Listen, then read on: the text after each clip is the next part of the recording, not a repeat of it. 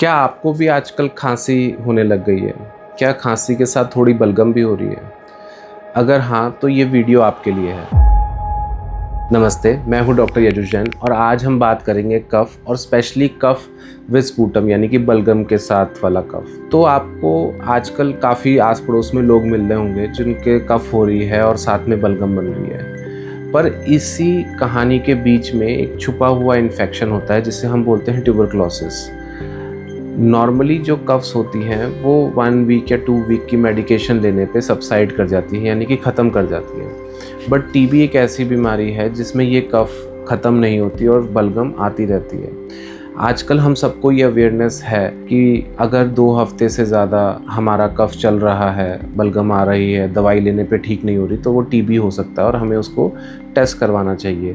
पर यही चीज़ हम कई बार नज़रअंदाज कर देते हैं और हमने देखा है कि पेशेंट्स इसको इग्नोर कर देते हैं। कारण क्या होता है? काफ़ी बार हम सोचते हैं कि अरे मौसम बदला है, बाकियों को भी कफ है घर में, तो शायद मुझे भी कफ हो रखा हो। पर आपको इन चीज़ों को लाइटली नहीं लेना। अगर आपने प्रॉपर मेडिकेशन इसके लिए शुरू कर रखी है डॉक्टर से कंसल्ट करके और 2 वीक्स के बाद भी आप किसी प्रकार से इस कफ को हम ख़त्म नहीं कर पा रहे हैं और कफ के साथ स्पूटम यानी कि बलगम भी आ रहा है, तो then it is our need कि हम उस समय इसके अंदर एक ट्यूबरकुलोसिस का टेस्ट करवाएं, उस बलगम को कलेक्ट करें और ये देखें कि ये टीबी तो नहीं है। इसका कारण और इसकी ज़रूरत इसलिए है क्योंकि अगर ये टीबी निकलता है तो इसका ट्रीटमेंट बहुत अलग है। ये कम से कम हमारी 9 महीने के लिए एक डॉट्स नाम की थेरेपी होती है, वो हमें स्टार्ट करनी पड़ती है और सिंपल एंटीबायोटिक से इसका मैनेजमेंट नहीं हो सकता। टीबी इटसेल्फ लंग्स पे और बॉडी के अन्य पार्ट्स पे बहुत एडवर्स इफेक्ट क्रिएट करती है, तो हम ये चाहते हैं कि हम उसको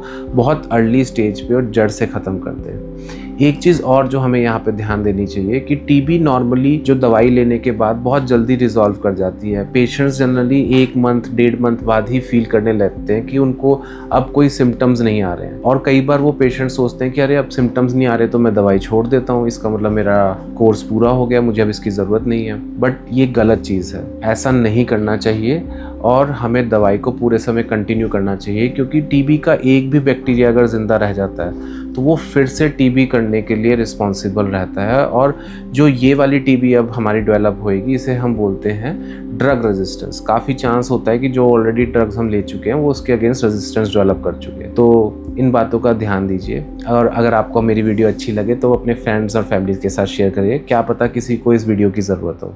धन्यवाद।